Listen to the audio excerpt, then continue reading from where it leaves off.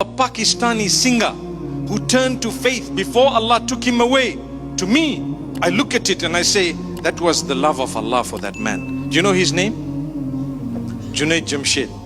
When I heard his story, I happened to meet him not long before he passed away in the crash. I met him at the airport in one of the countries, and we sat together, we spoke for a while, and I'm thinking to myself, this is the guy who used to sing, and he was literally famous for his singing. He quit it and he turned, not knowing that I'm not going to live long. That is the translation of the dua, Allahumma ja'al khayra a'malina khawatimaha. Oh Allah, let the best of our deeds be the last of our deeds. When we're doing good deeds, then you take us away.